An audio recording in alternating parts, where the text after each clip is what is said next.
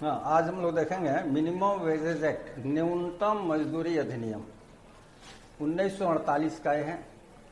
अब है कि हम लोग पेमेंट ऑफ वेजेज एक्ट देखे थे और वहां एक क्लियर था कि शाही श्रम आयोग, रॉयल कमीशन ऑन लेबर के सिफारिश पर ये आया था और ये कानून भी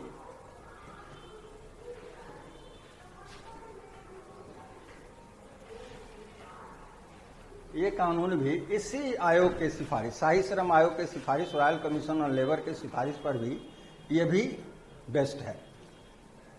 वहां हम लोग डिस्कस किए थे कि वेज का, लेबर का या वर्कर के वेज का जब स्टडी किया, रॉयल कमीशन ऑन लेबर जो 1929 में कंस्टिट्यूट हुआ था, 1931 में रिपोर्ट दिया था, जॉन हेनरी व्हिटले चेयरमैन थे। तो उन्होंने वेज का दो एरिया डिस्कस किया, एक पेमेंट का मोड और दूसरा अमाउंट का मोड। पेमेंट का मोड मतलब भुगतान से रिलेटेड जो गड़बड़ी थी या कमजोरियां थी या समस्याएं थी, और दूसरा अमाउंट से संबंधित। तो कोई भी आदमी कहीं भी काम करता है तो उसको इतना मजदूरी मिलना चाहिए जिससे कि वह कम से कम अपने एसेंशियल नीड्स, आवश्यकता की पूर्ति करने में सक्षम हो जाए। अगर कोई आदमी अपनी आवश्यकता की पूर्ति, जिसमें हम लोग भोजन, वस्त्र, आवास रखते हैं, और शिक्षा और स्वास्थ्य चूंकि सरकार द्वारा फ्री ऑफ कॉस्ट देने की बात है तो उसको एक्सक्लूड कर दें, हटा दें, तो हमको भोजन, वस्त्र, आवास। अब सरकार जो है वो निम्न आय वर्ग वाला को आवास भी देती है, तो भोजन वस्त्र प्राइम है और उस समय जो है आवास भी इंक्लूडिंग था। तो कम से कम इतना मजदूरी मिले जिससे कि वह अपनी आवश्यकता की पूर्ति करने में सक्षम हो, नहीं तो उसको कहीं नियोजित होकर, एम्प्लॉय होकर के और काम करने का कोई फायदा नहीं है, जिससे कि अपनी जीवन यापन भी वह नहीं कर पा रहा। तो ये शाही श्रम आयोग कहा कि कम से कम इतना मजदूरी मिलना चाहिए श्रमिकों को जिससे कि वह अपने एसेंशियल नीड्स को फुलफिल कर सके, आवश्यकता को फुलफिल कर सके। अब ये जो लेबर थे, वर्कर थे, वह वर्कर्स दो सेक्टर में थे। एक था ऑर्गेनाइज सेक्टर और दूसरा था अनऑर्गेनाइज सेक्टर।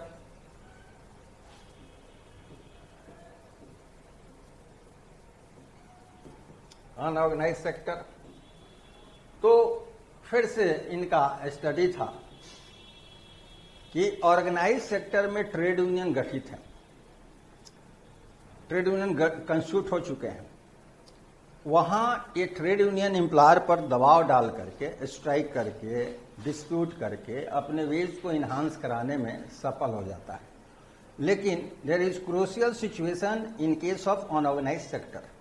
असंगठित क्षेत्र में जो श्रमिक काम कर रहे हैं उनके लिए ये गंभीर समस्या है, गंभीर स्थिति है कि वो या तो ट्रेड यूनियन बना नहीं है, और अगर ट्रेड यूनियन गठित है तो इतना कमजोर है, टू मच वीक है, कि वह एम्प्लॉयर के साथ डिस्प्यूट करके और वेज को इन्हांस कराने में वो सफल नहीं होता है। तो बना ही नहीं है तो वहां संभव ही नहीं है। अगर बना है तो वो डिस्प्यूट नहीं कर पा रहा है, इन्हांस नहीं करा पा रहा है, प्रॉब्लम सॉल्व नहीं करा पा रहा है, तो उससे कोई फायदा नहीं है। तो कहा कि ये बेसिकली ये समस्या जो है वो है अनऑर्गेनाइज सेक्टर का। जो अनऑर्गेनाइज सेक्टर में वर्कर्स हैं उनको मिनिमम वेज नहीं मिलता है जिससे कि वो अपने एसेंशियल नीड्स को पूरा कर सके। उनको कम से कम एक लाइन होना चाहिए, इससे कम नहीं मिले, और ये बेसिस जो है या बेस्ट होगा वो एसेंशियल नीड्स को देखते हुए कि एसेंशियल नीड्स को फुलफिल करने के लिए मिनिमम इतना अमाउंट उसको मिलना चाहिए वेज के रूप में। तो ये स्थिति अनऑर्गेनाइज सेक्टर की बात कर दी गई, ऑर्गेनाइज सेक्टर को छोड़ दिया गया, इसलिए ऑर्गेनाइज सेक्टर में ट्रेड यूनियंस बने हुए हैं और टाइम टू टाइम वेज को रिवाइज करा लेते हैं, इन्हांस करा लेते हैं। तो यह कानून जब हम पढ़ेंगे तो देखेंगे कि बेसिकली जो लागू हो रहा वो अनऑर्गेनाइज सेक्टर के एम्प्लॉयमेंट में लागू होगा। अब ये सिफारिश किया रॉयल कमीशन ऑन लेबर कि हमारे यहाँ ये व्यवस्था होना चाहिए कि कम से कम इतना मजदूरी मिले जिससे कि श्रमिक अपने मिनिमम नीड्स को या एसेंशियल नीड्स को फुलफिल करे, आवश्यकता को पूर्ति करे। जो पहली गंभीर समस्या बताया उसके लिए पेमेंट ऑफ वेजेज एक्ट आ गया 1936 में, लेकिन इसके लिए गवर्नमेंट साइलेंट थी। इसके बाद 1944 में सरकार द्वारा एक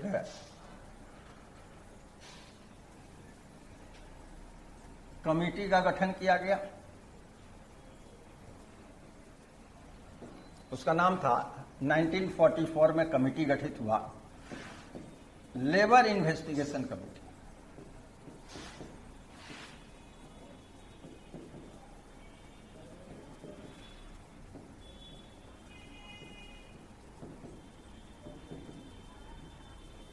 इसके चेयरमैन थे डीवी रेगे, और ये रिपोर्ट दी है अपना 1946 में।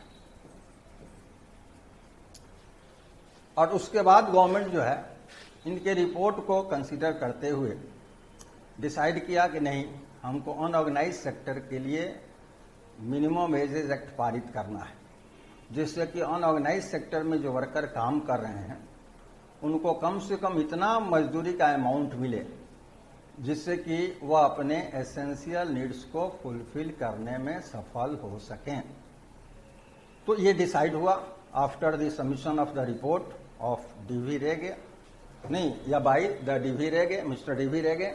इनके द्वारा जब रिपोर्ट सबमिट हुआ 1946 में, गवर्नमेंट ये डिसाइड किया कि नहीं, हमको पारित करना है।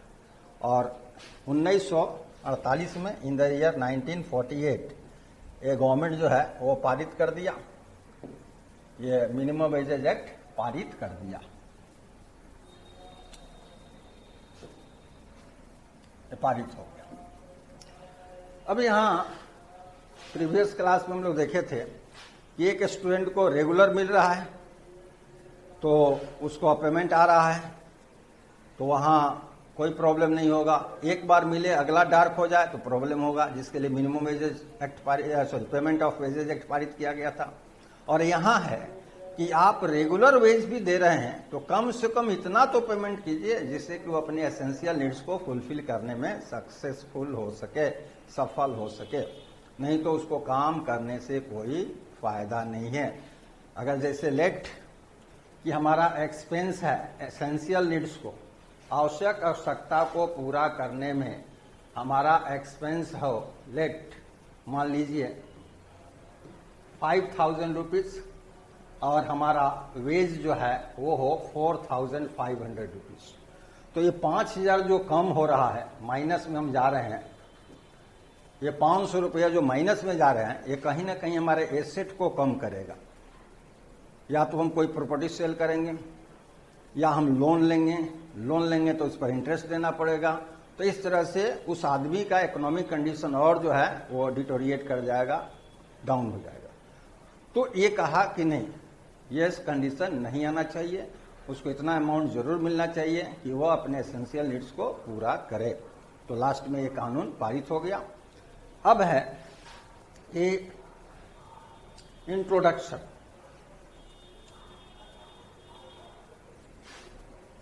परिचय।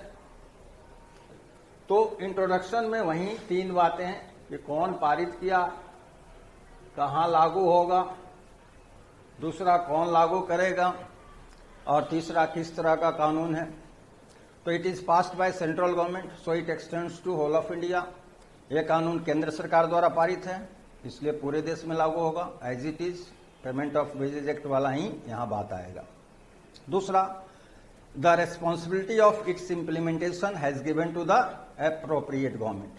इसको लागू करने की जिम्मेवारी उपयुक्त सरकार या समुचित सरकार को दिया गया है। और तीसरा है, it is known as protective और वेज लेजिस्लेशन। इसको प्रोटेक्टिव या वेज लेजिस्लेशन कहा जाता है। क्यों प्रोटेक्टिव कहा जाता है? ये प्रोटेक्शन देता है कि not less than such amount, यानी इतना से कम राशि का भुगतान एम्प्लॉयर नहीं करेगा, इसीलिए इसको प्रोटेक्टिव लेजिस्लेशन भी कहते हैं। और वेज से रिलेटेड है तो इसको वेज लेजिस्लेशन भी कहते हैं। तो यहां 3 बात कहेंगे। पहला, passed by central government, central government द्वारा पारित है, so extends to whole of India, पूरे देश में लागू होता है, पूरे भारत में लागू होता है। दूसरा कहेंगे कि रेस्पॉन्सिबिलिटी ऑफ इम्प्लीमेंटेशन,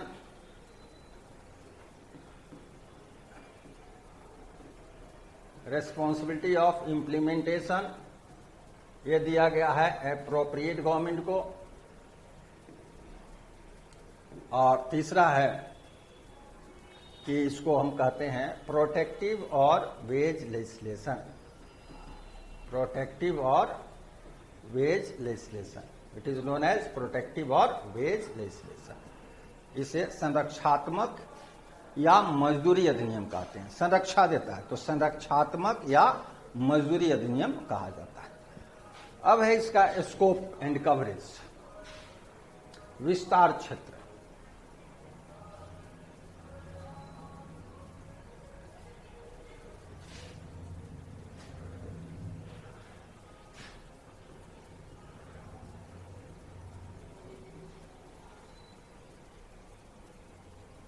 विस्तार क्षेत्र हम लोग ऑलरेडी जानते हैं कि कोड ऑन वेजेज 2019, उसमें इस कानून को भी मर्ज किया गया है।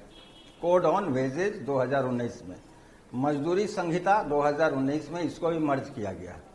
तो यहां हम लोग ये भी देख लेंगे कि अगर वो कोड लागू हो जाता है तो इसका कौन सा प्रावधान इफेक्टेड होगा, प्रभावी होगा या चेंज करेगा, तो ये भी हम लोग साथ साथ देख लेंगे। स्कोप एंड कवरेज, तो एक तो क्लियर है कि होल ऑफ इंडिया, पूरे देश में लागू होगा। दूसरा यह भी क्लियर है कि अनऑर्गेनाइज सेक्टर में लागू होता है। और बहुत ऐसे हैं आज के डेट में ऑर्गेनाइज सेक्टर में, वहां भी इसको ग्रेजुअली लागू कर दिया गया है। ऑर्गेनाइज सेक्टर में भी ये लागू कर दिया गया है, जो कॉन्ट्रैक्ट बेसिस पर काम कर रहे हैं या जो एजेंसी के माध्यम से काम कर रहे हैं, उन पर भी इसको धीरे धीरे लागू कर दिया गया। लेकिन शर्त ये दी गई है कि कानून में एक शेड्यूल है। शेड्यूल का मतलब होता है लिस्ट। ये शेड्यूल 2 पार्ट में बटा हुआ है, पार्ट 1 और पार्ट 2।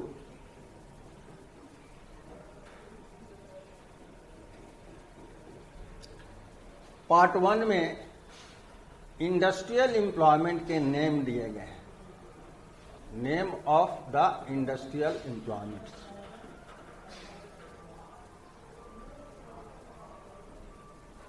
औद्योगिक नियोजन के नाम दिए गए हैं, जैसे पापड़ उद्योग में काम करना, प्रेस में काम करना, ये सब नाम दिया गया है। अगरबत्ती उद्योग में काम करना, ईंट की चढ़ाई ढुलाई करना, ईंट भट्ठा ओवरऑल काम करना, बीड़ी इंडस्ट्री में काम करना, ये सब एम्प्लॉयमेंट के नाम दिए गए। और पार्ट 2 में एग्रीकल्चर को रखा गया, कृषि को रखा गया। तो यह कहता है कि यह लागू होगा शेड्यूल्ड एम्प्लॉयमेंट में।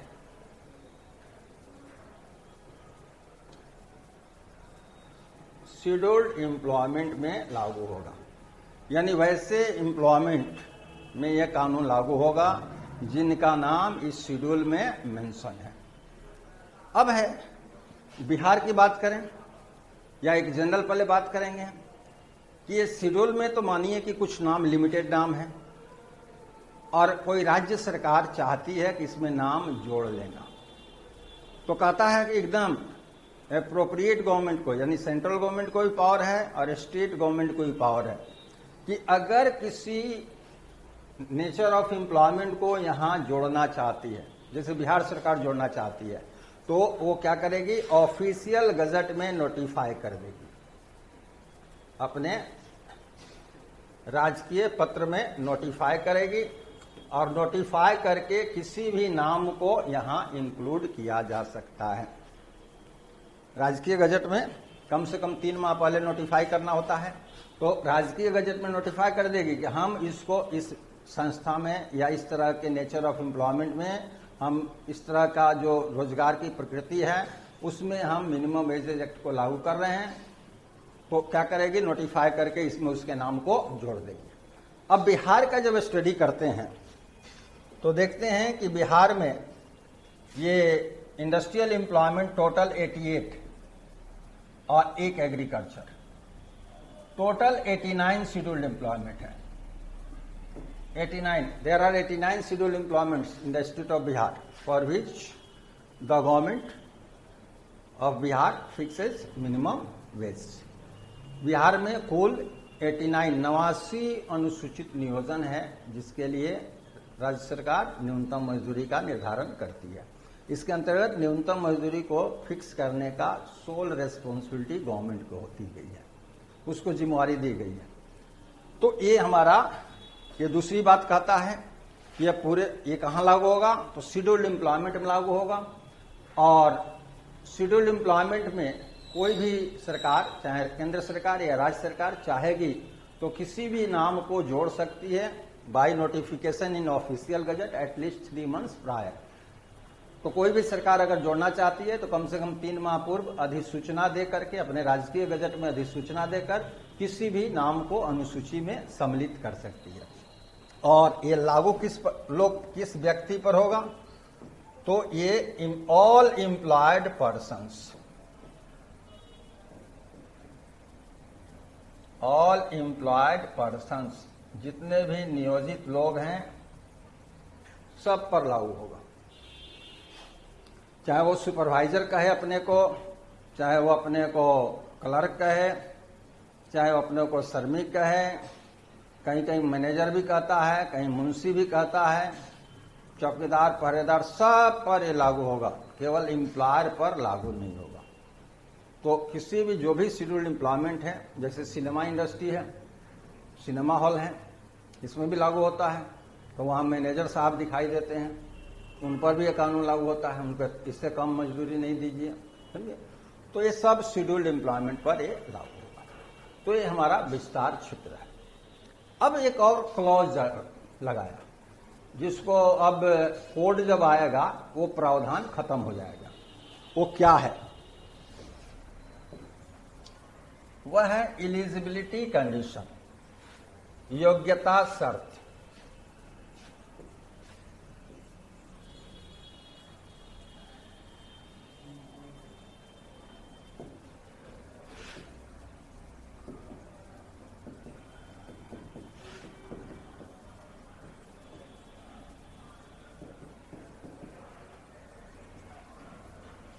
योग्यता शर्त है। जैसे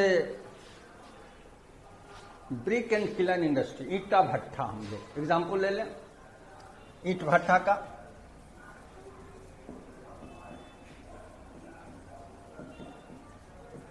ईट भट्ठा के एग्जाम्पल ले लें। ईट भट्ठा में जितने भी तरह के काम करने वाले, चाहे ईटा बनाने वाले हैं, ईटा पकाने वाले हैं, ईटा ढोने वाले हैं, मुंशी का काम कर रहे हैं, चौकीदार का काम कर रहे हैं, जो काम ईटा भट्ठा में जितना काम कर रहे हैं सब के लिए मिनिमम वेजेज का निर्धारण होगा। मानिए कि बिहार सरकार जो है वो जा रही है, बिहार गवर्नमेंट जा रही है फिक्स करने जा रही है मिनिमम वेज। यहां कंडीशन है कि यदि कम से कम इसमें एटलीस्ट 1000 पर्सन्स आर एम्प्लॉयड,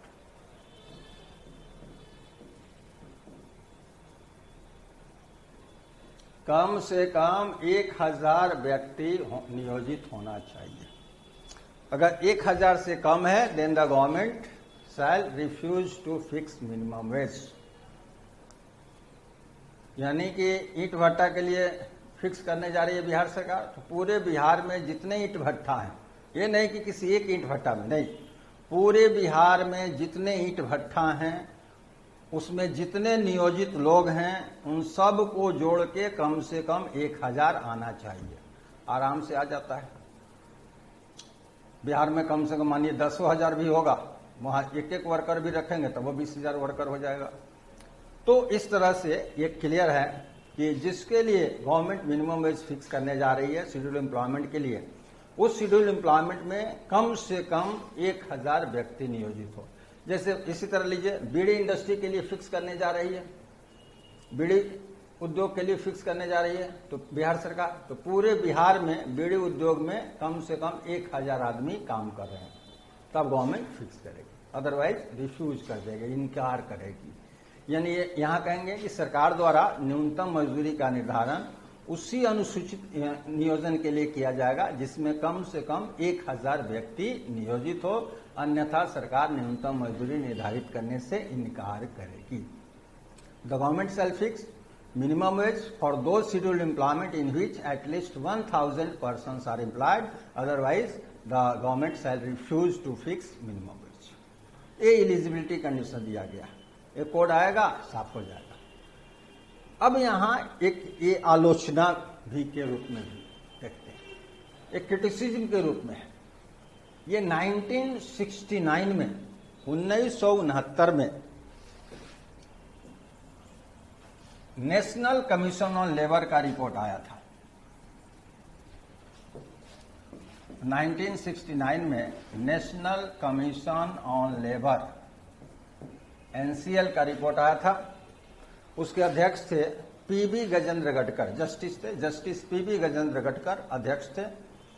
उन्होंने उस समय 69 में सिफारिश किया था कि the eligibility conditions of at least 1000 persons should be reduced to at least 700 persons।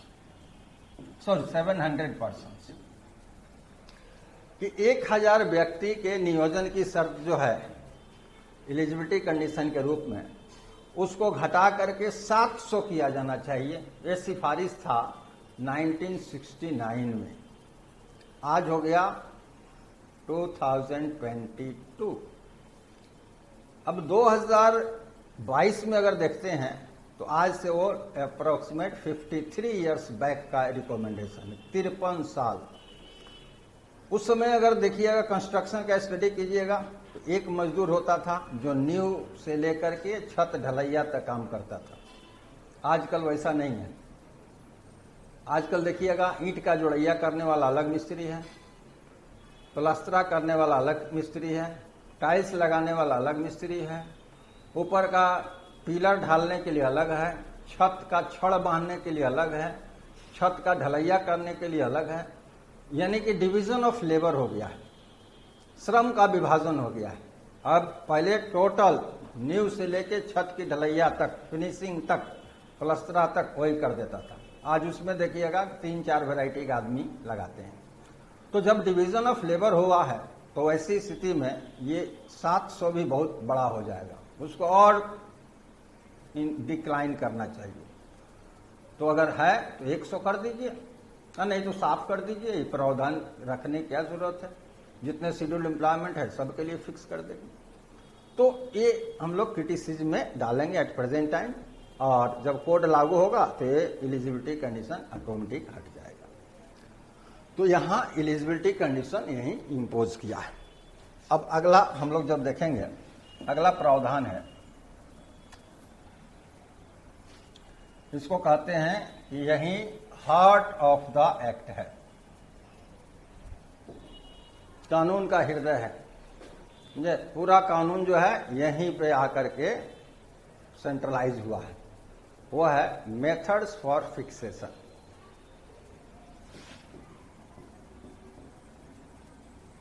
Methods for fixation of minimum wage, न्यूनतम मजदूरी निर्धारित करने के तरीका।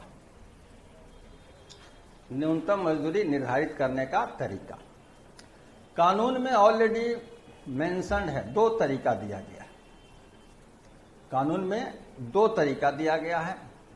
एक का नाम है कमिटी मेथड और दूसरा का नाम है नोटिफिकेशन मेथड। समिति विधि और अधिसूचना विधि, 2 का नाम दिया गया है। एक का कहा गया समिति विधि, इस विधि से फिक्स करिए, और दूसरा अधिसूचना विधि, नोटिफिकेशन मेथड, इससे भी फिक्स कर सकते हैं।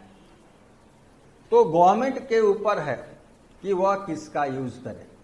इसके लिए कोई स्पेशल रूलिंग नहीं है कि यही मेथड का यूज कीजिएगा। It solely depends on the will of the government. ये पूर्णतः सरकार की इच्छा पर निर्भर करता है कि सरकार किस तरीका का प्रयोग वह न्यूनतम मजदूरी दर निर्धारित करने के लिए करेगी। अब हम लोग तरीका जान लेना है।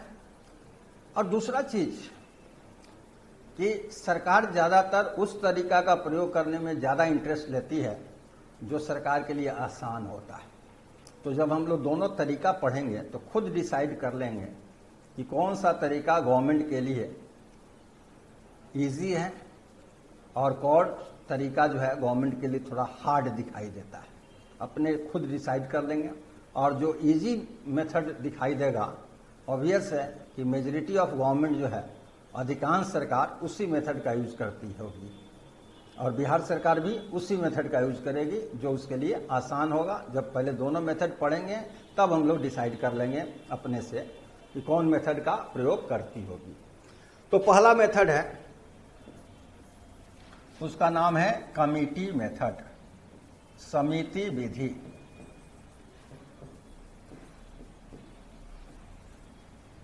समिति विधि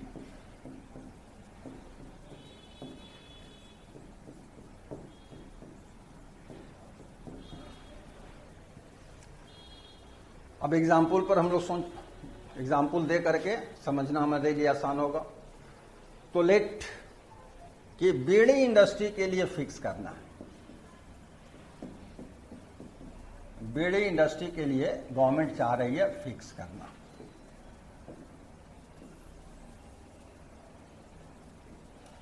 अब कहता है कि गवर्नमेंट एक समिति कंस्टिट्यूट करेगी, एक कमिटी बनाएगी। ये कौन कॉन्स्टिट्यूट करेगा, गठित कौन करेगा, गवर्नमेंट करेगी। बिहार सरकार अगर न्यूनतम मजदूरी फिक्स करना है बिहार सरकार करेगी, यूपी गवर्नमेंट को करना है यूपी सरकार करेगी कमिटी गठित। तो जिस सरकार को करना है, केंद्र सरकार को करना है तो केंद्र सरकार गठित करेगी, एक कमिटी कंस्टिट्यूट करेगी। इस कमिटी में एम्प्लॉयर के रिप्रेजेंटेटिव होंगे और उसी के बराबर वर्कर के रिप्रेजेंटेटिव होंगे। अब यहां ध्यान देना है कि ये समिति विधि का प्रयोग हो रहा है बीड़ी एवं सिगार उद्योग में जो नियोजित लोग हैं, अलग अलग तरह का काम करने वाले हैं, बीड़ी बनाना, मसाला मिलाना, बीड़ी सुखाना, पत्ता भिगाना, पैकिंग करना, ये सब जो है लेबल लगाना, तो ये सब तरह के काम कर रहे हैं। तो यहां एम्प्लॉयर का जो रिप्रेजेंटेटिव आएगा वो चूंकि इसके लिए फिक्स करना है तो यहां से आएगा, और वर्कर का भी प्रतिनिधि आएगा तो यहीं से आएगा। तो यहां एक चीज क्लियर होना चाहिए कि जिस शेड्यूल्ड एम्प्लॉयमेंट के लिए फिक्स करना है उसी शेड्यूल्ड एम्प्लॉयमेंट के एम्प्लॉयर के रिप्रेजेंटेटिव होगा और उसी शेड्यूल्ड एम्प्लॉयमेंट के वर्कर का प्रतिनिधि होना चाहिए। ये नहीं कि बीड़ी इंडस्ट्री के लिए फिक्स कर रहे हैं, ईटा भट्टा का एम्प्लॉयर आ गया, ईटा भट्टा के श्रमिक के प्रतिनिधि आ गए, ऐसा नहीं। जिस शेड्यूल्ड एम्प्लॉयमेंट के लिए फिक्स करना है उसी शेड्यूल्ड एम्प्लॉयमेंट के एम्प्लॉयर का रिप्रेजेंटेटिव होना चाहिए और उसी शेड्यूल्ड एम्प्लॉयमेंट के वर्कर का भी प्रतिनिधि होना चाहिए। अब उसके बाद कहता है कि ये दोनों को जोड़ दिया जाए।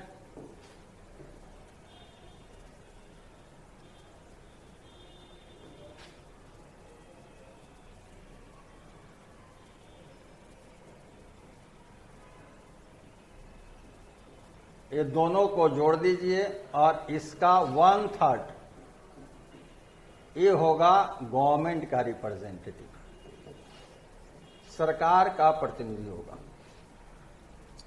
यानी कि एम्प्लॉयर का रिप्रेजेंटेटिव और वर्कर का रिप्रेजेंटेटिव दोनों को जोड़ने के बाद 1/3 करेंगे, वो होगा गवर्नमेंट का रिप्रेजेंटेटिव। जैसे 6 एम्प्लॉयर का लिए, 6 वर्कर का लिए 1/3 कर दिए, 12 का 1/3 हो गया 4, तो 4 होगा सरकार का प्रतिनिधि। तो इस तरह से देखेंगे, ऐसा नहीं कि 5 उसका किए अब 5 उसका किए 10 हो गया, 10 का 1/3 3 पूरा 1/3 यानी 3 पूरा 1/3, ऐसा नहीं करते हैं। ऐसा करते हैं कि वो 3 से डिवाइड हो जाए। तो ज्यादातर केस में जो है वह 6 रखता है, 16 आदमी का कमेटी बना देता है। तो यही जनरली करता है।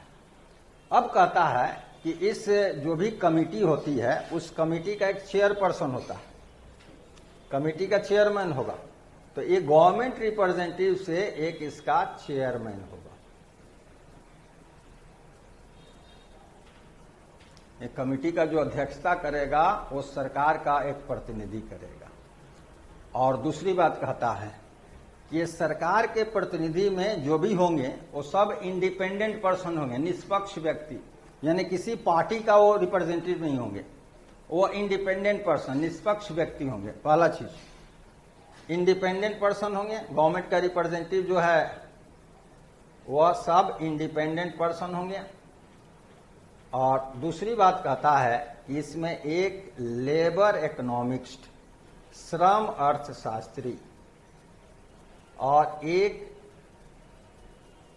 लेबर रिलेशन एक्सपर्ट, श्रम संबंध विशेषज्ञ, लेबर रिलेशंस एक्सपर्ट, श्रम संबंध विशेषज्ञ। ये 2 पोस्ट क्लियर है, ये 2 होगा।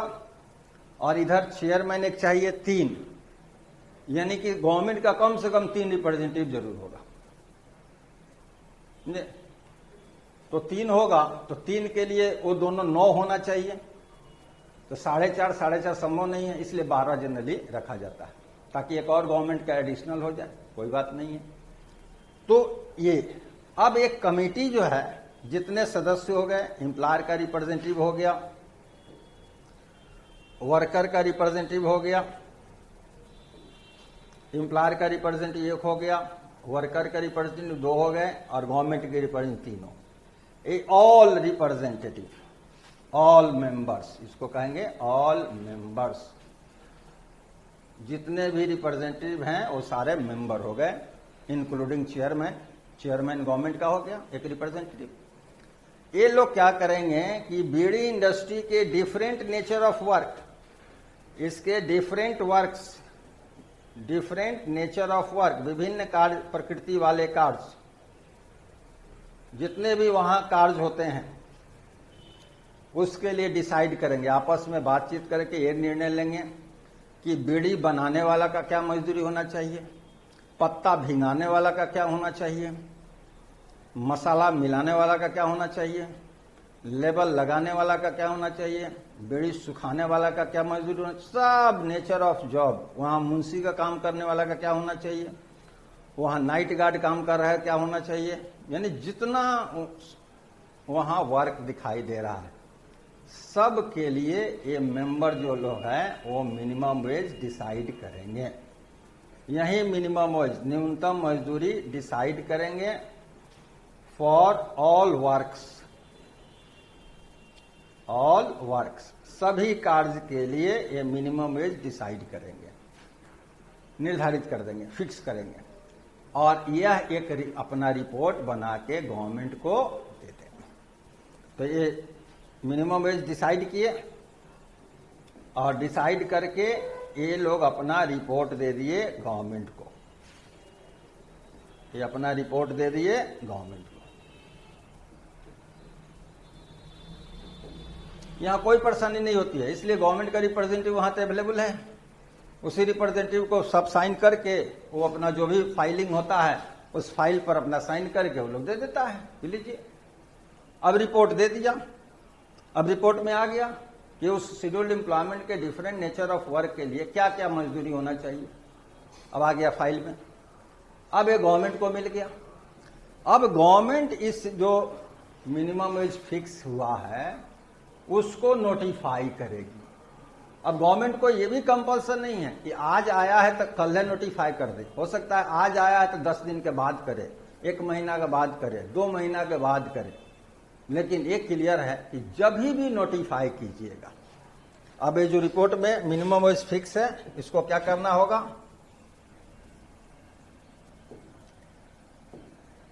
जो फिक्स मिनिमम वेज है रिपोर्ट में गवर्नमेंट क्या करेगी, ये गवर्नमेंट इसको नोटिफाई करेगी। कहां, ऑफिशियल गजट में।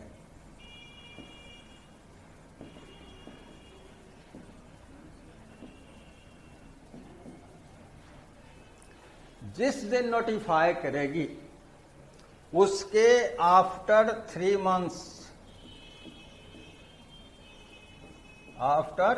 मंथ्स उसके 3 महीना बाद से ही लागू होगा। वो मिनिमम वेज रेट जो है, जैसे मानिए कि अगर वो 5 जनवरी को नोटिफाई की तो कि इतना मिनिमम वेज होगा, अब तो 5 जनवरी को नोटिफाई की तो 5 जनवरी के 3 महीना बाद से लागू होगा। तो 5 जनवरी के बाद 5 फरवरी, 5 मार्च, 5 अप्रैल, 5 अप्रैल से वो लागू हो जाएगा। समझे? तो ये इसको कहते हैं हम लोग कमिटी मेथड, समिति विधि। समझे? समिति विधि कहेंगे। तो ये हमारा कमिटी मेथड है। यहां परेशानी ये होती है गवर्नमेंट को कि अनऑर्गेनाइज सेक्टर है, एम्प्लॉयर का रिप्रेजेंटेटिव खोजना, अगर श्रम संघ नहीं बना है उनका तो वहां दिक्कत।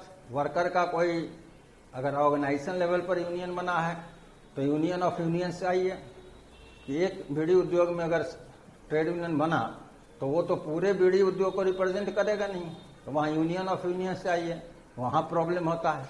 तो इस मेथड का प्रयोग करने में सरकार को डिफिकल्टी ज्यादा होती है। तो इसमें कहते क्या है कि if the government is interested to fix minimum wage through committee method, then the government shall constitute a committee consisting the equal number of representative of employer and workers.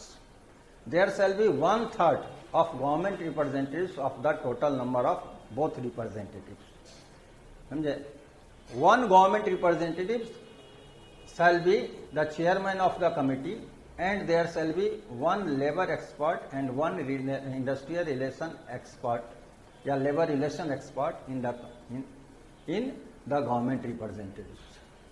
The government representative shall be independent person. ठीक है? और उसके बाद कहेंगे the committee shall fix minimum wage for different works of that scheduled employment and it shall be submitted to the government. When the government shall notify the fixed minimum wage in the official gazette, then after the expiry of 3 months it shall be implemented. यानी कि यदि सरकार समिति विधि से न्यूनतम मजदूरी का निर्धारण करना चाहती है तो वह एक समिति का गठन करेगी जिसमें नियोजक तथा श्रमिकों के बराबर बराबर प्रतिनिधि रहेंगे। इन दोनों के कुल प्रतिनिधियों के 1/3 सरकार के प्रतिनिधि होंगे। सरकार के प्रतिनिधि